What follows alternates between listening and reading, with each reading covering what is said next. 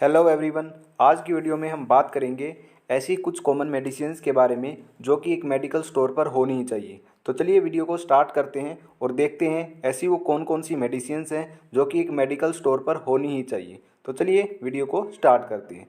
तो देखिए क्या है, सबसे पहली जो कैटेगरी है हमारी वो है फीवर यानी कि एंटीपायरेटिक, यानी कि बुखार में जो बुखार को उतारने के लिए मेडिसिन दी जाती है वो कौन कौन सी है। उसके अंदर आता है पैरासीटामोल। तो पैरासीटामोल सबसे बेस्ट मेडिसिन होती है बुखार के लिए।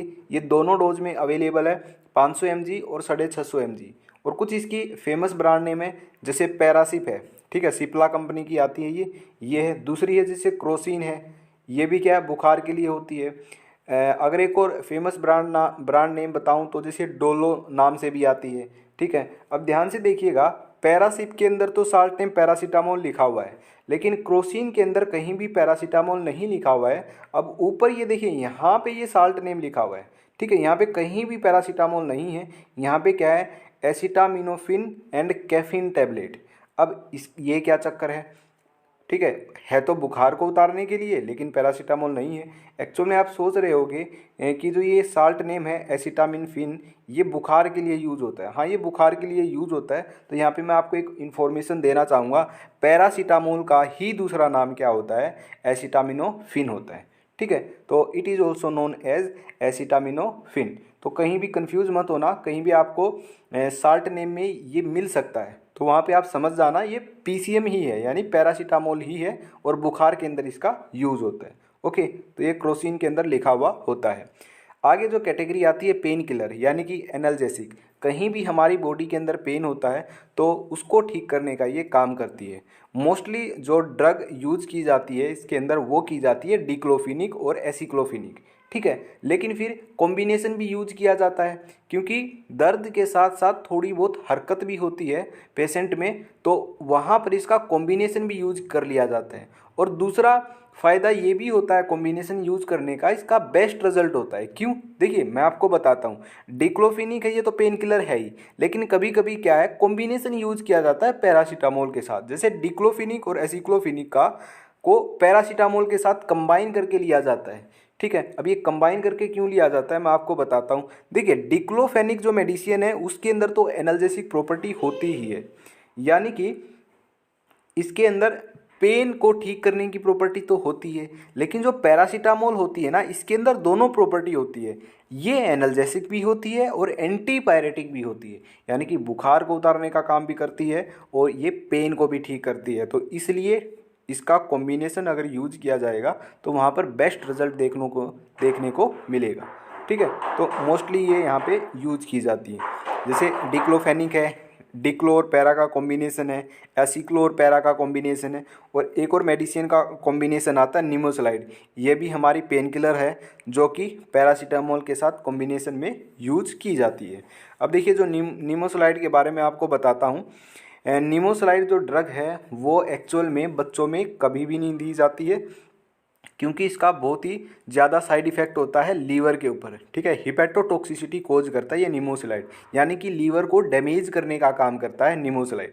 इसलिए बच्चों के अंदर तो ये बैन है, बड़ों में भी ये बैन है, लेकिन डॉक्टर के द्वारा ही ये दी जाती है।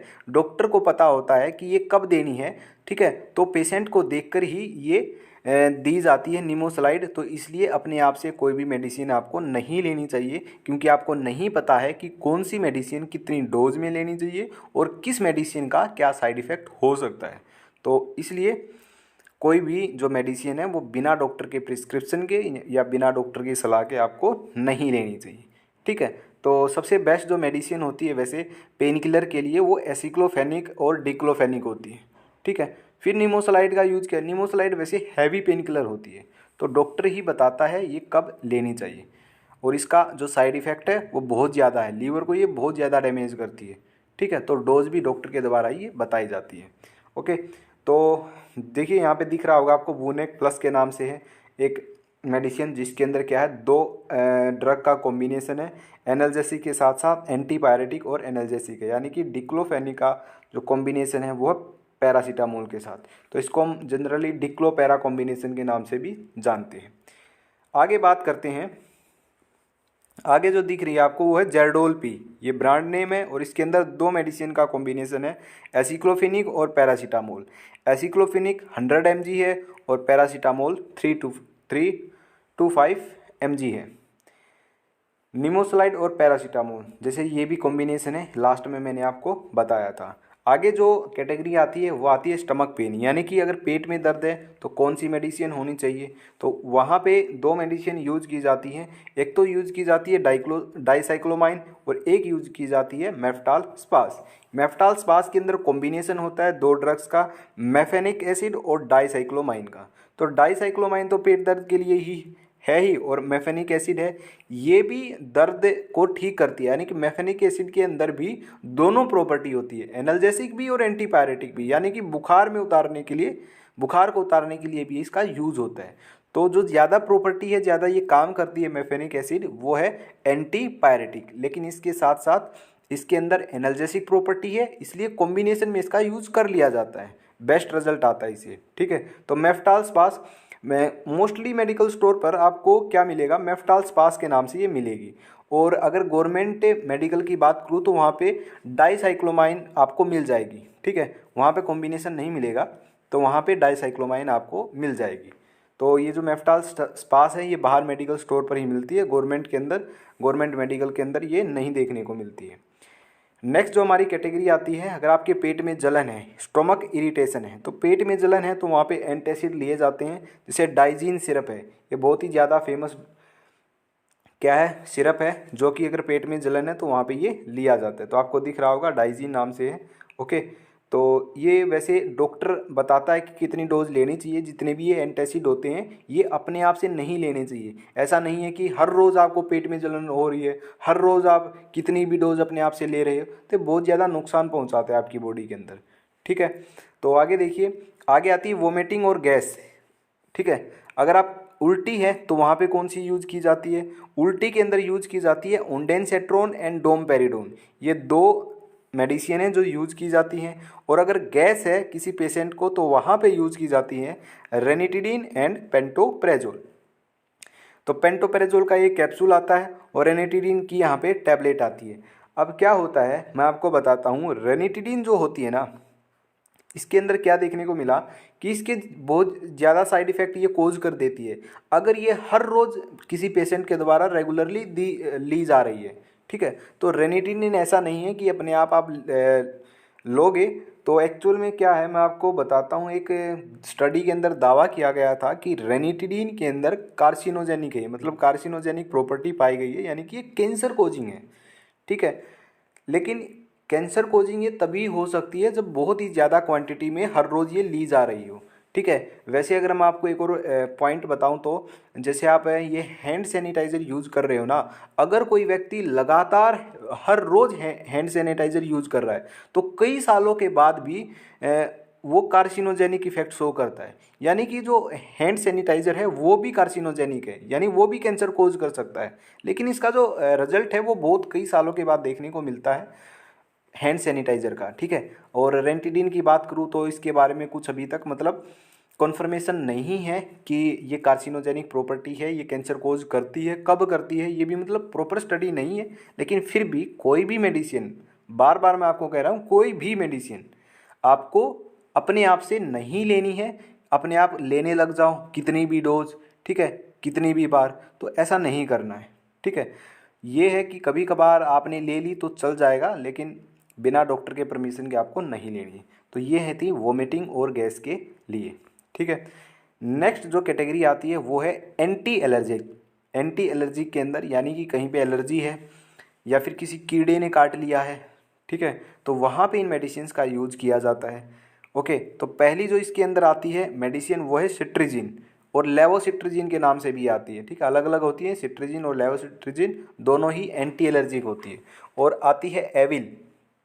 एविल बहुत ही फेमस ब्रांड नेम है, इसके अंदर जो साल्ट होता है वो होता है फिनेरमाइन, जो कि आपको यहाँ पे दिख रहा होगा फिनेरमाइन मेलेट। तो ये दोनों ही जो मेडिसिन है ये यूज़ की जाती हैं कहाँ, एलर्जी के अंदर यूज की जाती है। तो नेक्स्ट हमारी जो कैटेगरी है वो है एंटीबायोटिक्स। तो यहाँ पे कुछ ऐसी एंटीबायोटिक्स हैं जो कि मेडिकल स्टोर पर होनी ही चाहिए, जैसे कि अमोक्सी सिलिन एंड पोटासियम क्लेवनेट, जिसको हम अमोक्सी क्लेव के नाम से जानते हैं। ठीक है, ओफ्लोक्सासिन एंड ओरिंडाजोल, जो कि ओफ्लोक्स ओजेड से बहुत ज़्यादा फेमस है। ये जो ओफ्लोक्सासिन और ओरिंडाजोल है ये यूज़ की जाती है डायरिया के अंदर। अगर किसी को बहुत ज़्यादा दस्त लग गए हैं तो वहाँ पे ये यूज़ की जाती है, या फिर इंटेस्टाइन में इन्फेक्शन हो जाता है उसकी वजह से दस्त लग गए तो वहाँ पे इसका कॉम्बिनेशन यूज किया जाता है। सबसे पहले तो ओरिंडाजोल दी जाती है, अगर दस्त ठीक नहीं होते हैं तो वहाँ पे फिर ये ओफ्लोक्स ओजेड का यूज किया जाता है।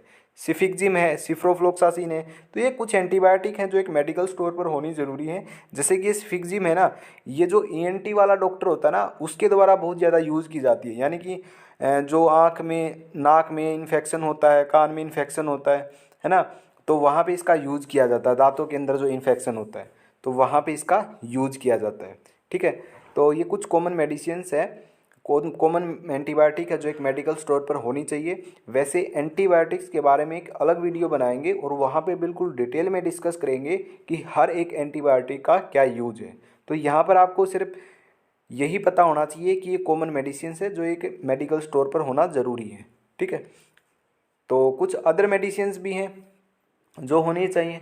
ठीक है, जिसमें कैटेगरी नहीं बनाई है। जैसे कॉन्स्टिपेशन के लिए की बात करूं, अगर एडल्ट के अंदर कॉन्स्टिपेशन है, यानी कि जो एडल्ट है उसको अच्छे तरीके से क्या है वो फ्रेश नहीं होया जा रहा है, ठीक है, तो वहाँ पे एनीमा यूज़ किया जाता है। तो एनीमा होना चाहिए मेडिकल स्टोर पर, ये कॉन्स्टिपेशन में यूज़ किया जाता है। और ग्लिसरीन सपोजिटोरी ये होनी चाहिए, और ये भी कॉन्स्टिपेशन में यूज की जाती है। जो ये एनीमा है ये एडल्ट के अंदर यूज किया जाएगा, और जो ग्लिसरीन सपोजिटोरी है ये बच्चों के अंदर यूज की जाएगी। और ये जो ग्लिसरीन सपोजिटोरी है ये हमेशा फ्रीज में रखी जाती है। ठीक है, तो कहीं भी आप स्टोर पे जाओगे तो वहाँ पे फ्रीज में चेक करना, वहाँ पे ज़रूर मिलेगी। ठीक है, किसी भी मेडिकल स्टोर पर। नेक्स्ट है हमारा बी कॉम्प्लेक्स का कैप्सूल आता है, बिकासूल नाम से बहुत ज़्यादा फेमस है। ठीक है, तो अगर आपके मुंह में छाले हो गए हैं, माउथ अल्सर हो गया, तो वहाँ पे भी इसका यूज किया जाता है। नेक्स्ट जो मेडिसिन है वो है आइसोसोर्बाइड डाइनाइट्रेट।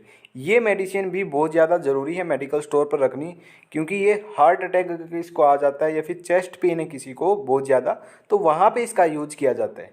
ठीक है, ये आइसोसोर्बाइड डाइनाइट्रेट जो ये मेडिसिन है ये जीभ के नीचे रखी जाती है। ठीक है, तो वहाँ पे ये फास्ट एक्शन है इसका। अगर ये जीभ के नीचे रखी जाती है तो वहाँ से ये एब्जॉर्ब हो जाती है। ठीक है, तो तब ये अपना एक्शन शो करती है, तो इसलिए इसका फास्ट एक्शन होता है। ओके, तो ये हमारी कुछ अदर मेडिसिन थी। जैसे मैं दिखाऊं, ये एनीमा की स्ट्रक्चर है, और ये आपको दिख रही होगी, ये हमारी स्पोजिटोरीज़ हैं, ग्लिसरीन स्पोजिटोरीज़ हैं जो फ्रीज में मिलेंगे आपको हमेशा। ठीक है, तो ये जैसे बिकासूल के कैप्सूल है, बी कॉम्प्लेक्स के जो माउथ अल्सर में यूज़ किए जाएंगे। ये आइसोसोर्बाइड डाइनाइट्रेट है जो कि हार्ट अटैक या चेस्ट पेन के अंदर यूज़ की जाएंगी। ठीक है, तो ये कुछ कॉमन मेडिसिन थी जो आज की वीडियो में हमने डिस्कस की हैं। आई होप आपको ये पता लगा होगा ऐसी कौन सी मेडिसिन हैं और जो मेडिकल स्टोर पर यूज़ की जाती हैं, आपको समझ भी आया होगा। तो आज की वीडियो में बस इतना ही, तो मिलते हैं नेक्स्ट वीडियो के अंदर।